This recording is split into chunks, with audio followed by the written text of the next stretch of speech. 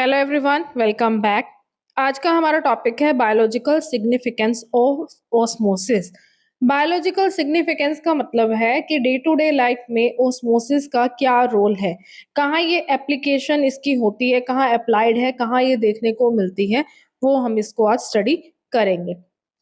Last class में हमने endo osmosis और एक्सो ऑस्मोसिस किया था, तो एक बार से रीकैप कर लेते हैं ऑस्मोसिस को, फिर हम इसकी बायोलॉजिकल सिग्निफिकेंस के जो भी पॉइंट्स हैं वो सारे करेंगे। ऑस्मोसिस क्या होती है? फंडामेंटल बायोलॉजिकल प्रोसेस है। देखो, बायोलॉजिकल प्रोसेस है फंडामेंटल, जहां पे वाटर मॉलिक्यूल्स मूव करते हैं सेमी परमिएबल मेम्ब्रेन के through across a semi permeable membrane. और ये कहां से कहां जाती है? जो लोअर कंसंट्रेशन वाला सोल्यूट की कंसंट्रेशन जहां कम होती है, वहां से हायर कंसंट्रेशन की तरफ मूव करते हैं। मैंने कल भी बताया था कि अगर सॉल्वेंट को देख रहे हो तो सॉल्वेंट में तो आएगा higher concentration to lower concentration, कि जहां सॉल्वेंट ज्यादा है वहां से कहां जा रहा है?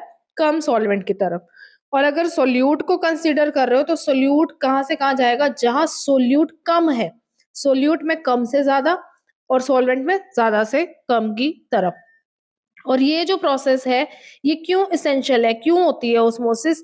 ताकि सेलुलर होम्योस्टेसिस बनी रहे। आई थिंक याद होगा, कल मैंने बताया था कि होम्योस्टेसिस, सेलुलर होम्योस्टेसिस क्या होती है? कि जो इंटरनल इन्वायरमेंट होता है सेल का, वो बिल्कुल मेंटेन रहे प्रॉपर, उसकी पीएच, उसका टेम्परेचर, उसकी कंसंट्रेशन सब बैलेंस्ड रहे in according to outer environment.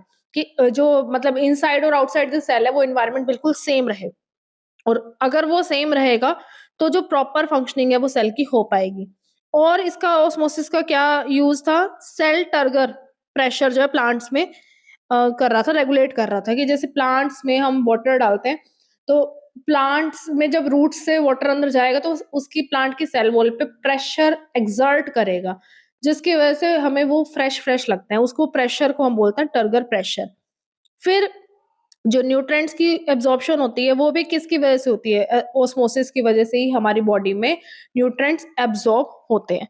और अगर ऑस्मोसिस नहीं होगी तो सेल की प्रॉपर फंक्शनिंग नहीं होगी, प्रॉपर हाइड्रेशन नहीं हो पाएगी, सेल एब्जॉर्ब ही नहीं कर पाएगा। हाइड्रेशन क्यों नहीं होगी? जब जो सोल्यूट सॉल्वेंट कंसंट्रेशन बैलेंस्ड नहीं रहेगा तो हाइड्रेशन नहीं होगी, और इसकी वजह से उसकी फंक्शनिंग भी इफेक्टिव नहीं होगी।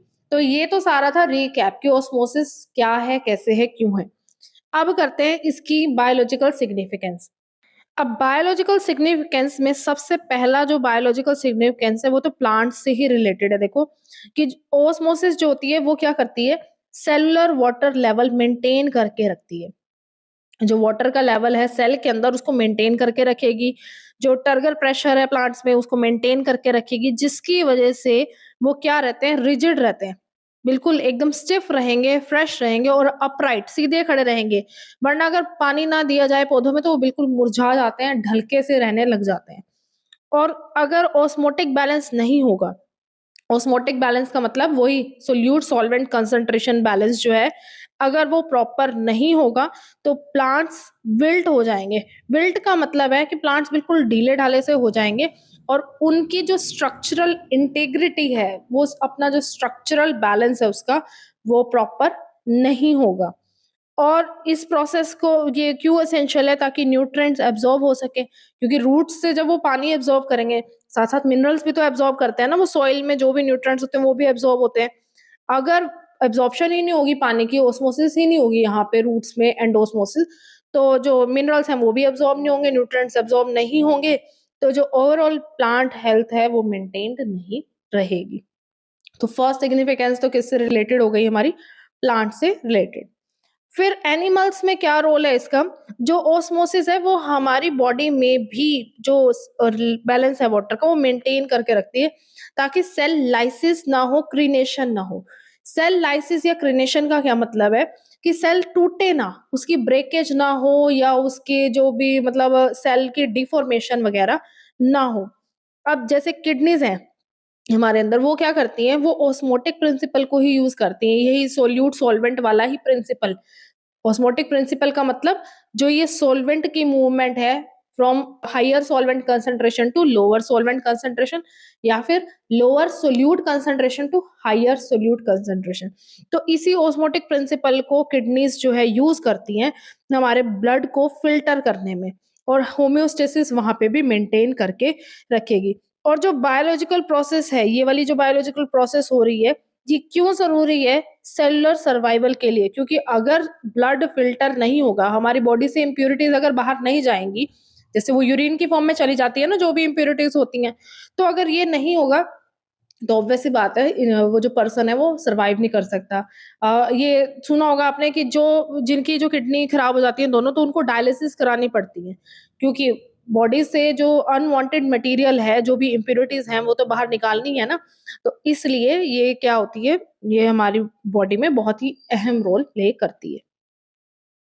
उसके बाद इसमें और भी लिखा हुआ है, देखो किडनी के रिलेटेड ही, जो किडनी फ़िल्ट्रेशन है उसको ये रेगुलेट करती है, ऑस्मोसिस।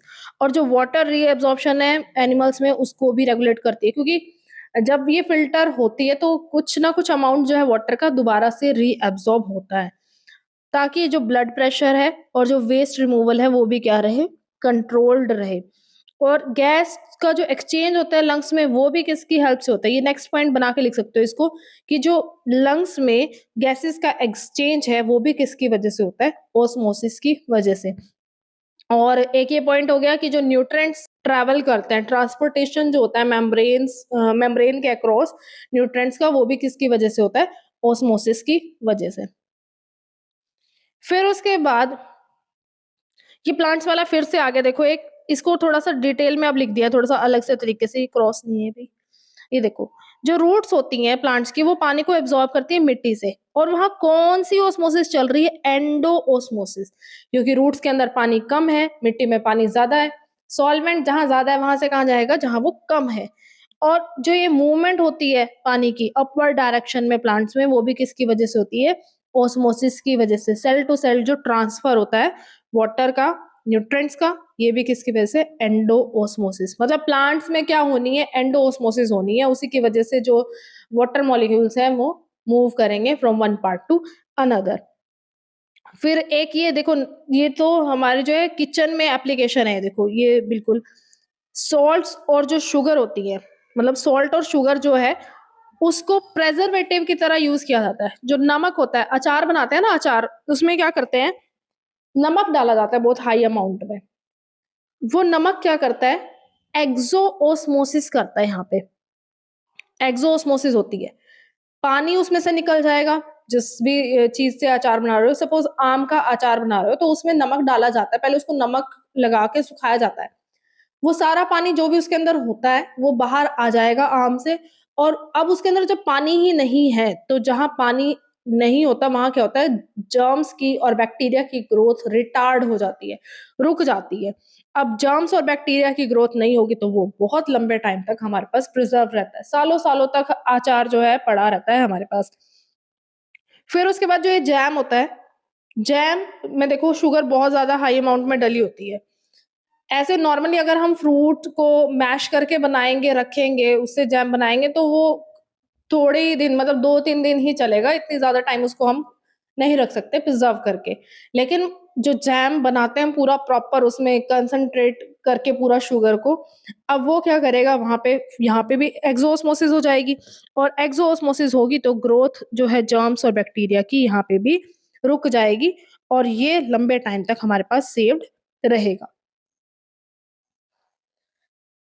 फिर कुछ और पॉइंट है, देखो मुरब्बा, मुरब्बा सबने खाया होगा कि वो जो मुरब्बा होता है, जैसे गाजर का मुरब्बा बनाया या सेब का या आंवला का, उसको किसमें बनाते हैं? हाइली कंसंट्रेटेड शुगर सॉल्यूशन में उसको बनाया जाता है। शुगर सॉल्यूशन में उसको बनाते हैं। इसमें भी क्या होगा, अब देखो जो भी कंसंट्रेटेड सॉल्यूशन होगा ना, चाहे वो शुगर का है, चाहे वो सॉल्ट का है, उसने एक्सोओस्मोसिस ही करनी है, और एक्सोओस्मोसिस हो जाएगी, मतलब वहाँ से वाटर का कंटेंट जो भी है, जितना भी वाटर है उस चीज़ में, वो बाहर आ जाएगा, और यहाँ जो जर्म्स और बैक्टीरिया की ग्रोथ है वो रुक जाएगी। एक ये तो वाइवा में भी पूछा जाता है, और ये मैंने जब एंडोऑस्मोसिस, एक्सोऑस्मोसिस का मतलब जो ऑस्मोसिस वाला पार्ट कराया था, उसमें भी मैंने बताया था इंजेक्शंस जो हमारे बनते हैं वो 0.91% NaCl सॉल्यूशन में बनते हैं, सैलाइन वाटर भी जिसको हम बोलते हैं। 91% में 0.91% में क्यों बनाए जाते हैं? ये आइसोटोनिक होता है with human blood. Hypertonic, hypotonic का मैं केस बता चुकी हूँ। हाइपोटोनिक में हमारी एंडोऑस्मोसिस होती है, स्वेल हो जाते हैं सेल्स, और हाइपरटोनिक में श्रिंक हो जाते हैं सेल, एक्सोऑस्मोसिस वहां पे हो जाती है। तो अगर हमारे पास इंजेक्शन अगर ऐसे किसी सॉल्यूशन में बनाए, जैसे 5% NaCl सॉल्यूशन में बना दिए या डिस्टिल्ड वाटर में बना दिया इंजेक्शन को, तो 5% जो NaCl सॉल्यूशन है वो तो हाइपरटोनिक है, उसने क्या कर देनी है, एक्सोऑस्मोसिस। और एक्सोऑस्मोसिस अगर वहां हो गई तो हमारे ब्लड सेल्स क्या हो जाएंगे, श्रिंक हो जाएंगे। और डिस्टिल्ड वाटर क्या है, हाइपोटोनिक है। हाइपोटोनिक में क्या होती है, एंडोऑस्मोसिस। और एंडोऑस्मोसिस अगर वहां हो गई तो सेल की क्या हो जाएगी, स्वेलिंग, क्योंकि वाटर उसके अंदर एंटर कर जाएगा ब्लड सेल्स के अंदर। इसलिए इस चीज को अवॉइड करने के लिए, क्योंकि अगर सेल श्रिंक या स्वेल हो गए तो फेटल हो सकता है, इंसान मर भी सकता है। तो उस चीज को अवॉइड करने के लिए आइसोटोनिक सॉल्यूशन में जो इंजेक्शन है वो बनाए जाते हैं। आइसोटोनिक सॉल्यूशन कौन सा है, 0.91% NaCl सॉल्यूशन को यूज किया जाता है यहाँ पे इंजेक्शंस बनाने के लिए। तो ये ह्यूमन ब्लड के साथ, ह्यूमन ब्लड सेल्स के साथ आइसोटोनिक है। ना तो सेल श्रिंक होगा, ना ही सेल स्वेल होगा, और ये जो है नॉर्मली जो जो भी फंक्शन है उसका इंजेक्शन का हो जाएगा। बहुत इंपॉर्टेंट है ये वाला पॉइंट भाई, याद रखना, बहुत ज्यादा इंपॉर्टेंट है। और एक ये एक्स्ट्रा पॉइंट भी मैंने लिखा है, वैसे ये कहीं पूछा नहीं गया, नहीं कभी आया, लेकिन फिर भी पता होना चाहिए।